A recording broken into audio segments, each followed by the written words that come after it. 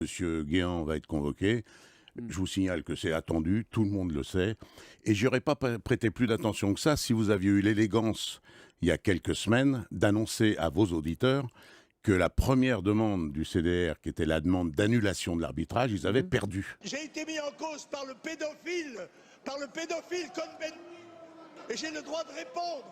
J'ai le droit de rappeler qu'il a été mis en cause ici pour avoir hébergé un terroriste de la fraction Armée Rouge. J'ai le droit de défendre mon honneur ici, monsieur. Vous me laissez pas la parole, quoi. On se croirait chez les bolcheviks ici. Paris outragé, Paris brisé, Paris martyrisé, mais Paris libéré, libéré par lui-même, libéré par son peuple avec le concours. Je ne suis pas le Premier ministre et vous n'êtes pas le Président de la République.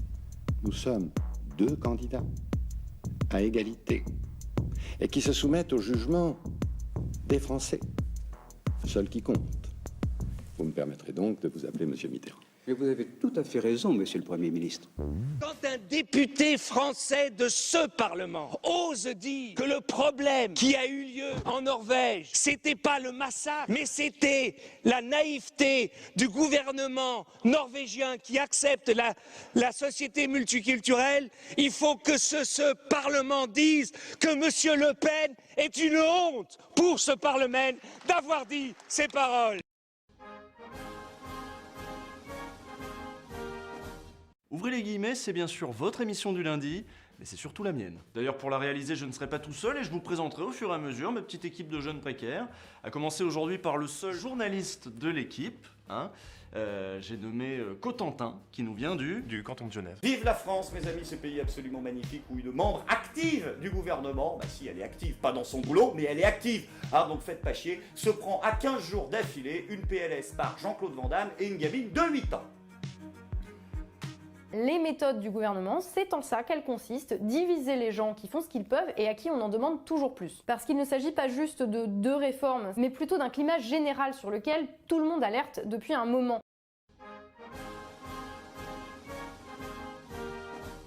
Je suis la candidate de la nation qui protège nos emplois, qui protège la sécurité de nos compatriotes, qui protège nos frontières, qui nous protège face à la concurrence internationale déloyale et face à la montée en puissance du fondamentalisme islamiste. Dans le fait que les citoyens français puissent contester les lois françaises devant les juridictions européennes, mais ne puissent pas contester leur constitutionnalité devant les tribunaux français, est extraordinaire. Certains pensent que cette faculté devrait être reconnue aux citoyens de notre pays. Nous sommes ensemble pour combattre le terrorisme, ensemble pour répondre à la menace de la prolifération des armes nucléaires ou chimiques, ensemble pour résoudre les crises au Proche-Orient. Je ne suis pas au Parti Socialiste. Je m'honore d'avoir des militants du Parti Socialiste qui sont chez moi. Je m'honore d'avoir des femmes et des hommes de gauche qui sont en effet avec nous et qui portent mon projet, mais je ne m'inscris pas dans la dynamique de la primaire du Parti Socialiste. Je vous dis que vous n'avez pas à m'empêcher d'entrer dans mon local. Nous ne sommes pas des voyous, des bandits, allez faire votre métier de policier. La République, c'est moi. C'est moi qui suis parlementaire. Poussez-vous de là, ouvrez-moi cette porte. Elle craque. La caricature, elle est à la fois cruelle et juste, et quand il y a du talent, il faut toujours le reconnaître. Ce programme qui s'appelle Polonia... C'est militant, c'est tout ce qu'on veut. Non, mais il faut savoir que la télévision publique catalane, c'est inimaginable.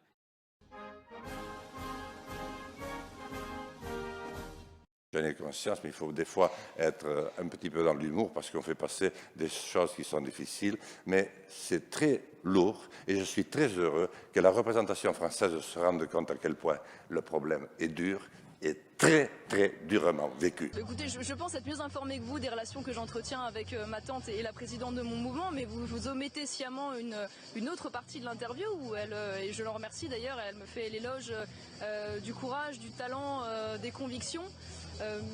C'est vrai que non, mais question de moralité politique, en politique, on est servi quand même depuis quelque temps. On connaissait des vieilles histoires depuis très longtemps de triche, de vol, de mensonges. Là, on a eu qui a été condamné de la prison. Dassault, c'est quand même aussi un politique, c'est un milliardaire patron du Figaro. Et... qui peuvent lui accorder un bon point, ce sont ceux qui ont contribué à lui faire élire. en lui accordant une promotion médiatique absolument extravagante pendant les 2 ans précédant l'élection présidentielle. Je rappelle qu'il ne s'était présenté à aucune élection. J'ai écouté l'homélie du père Attali et je suis encore un peu ébloui. Il y a les méchants et les gentils. Il y a les vilains qui veulent la pureté, la purification, l'horreur, quasiment le nazisme.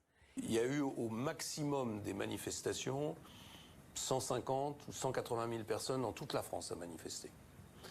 Je vais être un peu prétentieux, mais quand j'étais ministre des Affaires sociales, j'ai fait une réforme des retraites, j'ai mis 2,5 millions de personnes dans la rue. Ah oui, vous avez fait mieux là. Macron, c'est un petit joueur à côté. Voilà. Et là, me faire passer pour quelqu'un, par exemple, qui serait raciste, alors que j'ai des amis qui sont justement arabes, et dont ma meilleure amie, qui est tchadienne, donc plus noire qu'une arabe, je trouve ça choquant. Morano. Et c'est choquant aussi, vous savez pour qui? Pour ma famille.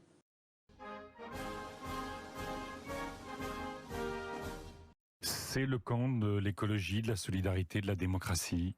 Quand on regarde toutes les villes en France qui ont été gagnées sur ce projet-là, que ce soit par des écologistes ou par des candidates et des candidats qui rejoignent ce projet-là. J'avoue que malgré toutes ces années passées, vous conservez pour moi quelque chose de mystérieux.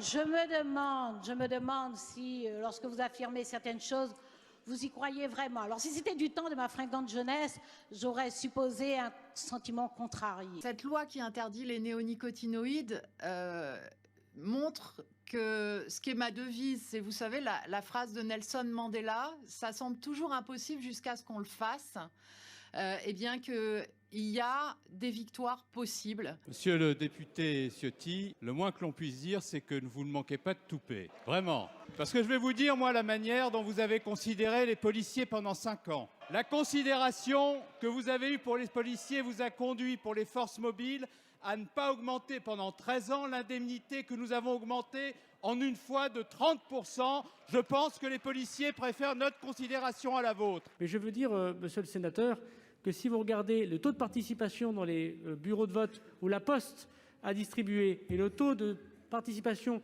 dans les bureaux de vote où c'est Adrexo, il y a 1 point de différence de participation. J'aurai tout le loisir de le démontrer devant la commission d'enquête. Pas vrai, c'est vos propos, c'est vos insultes permanentes, Madame Cabana. C'est l'acharnement que vous faites en permanence contre nous, en expliquant que nous sommes des islamo-gauchistes. Pas d'acharnement, j'ai même pas prononcé ce mot-là, c'est vous qui l'avez employé. Je dis vous, pardonnez-moi. Oui. Je mets effectivement un certain nombre de personnes qui nous mettent sur le banc des accusés. Moi, je comprends tout à fait un avocat, parce que l'avocat est là pour ça, évidemment, qui défend et cherche les meilleurs arguments pour défendre son client. Moi, je voudrais rappeler les choses simples. En France, il y a un droit au blasphème. Mais on peut parfaitement être choqué par des propos, évidemment, contre une religion.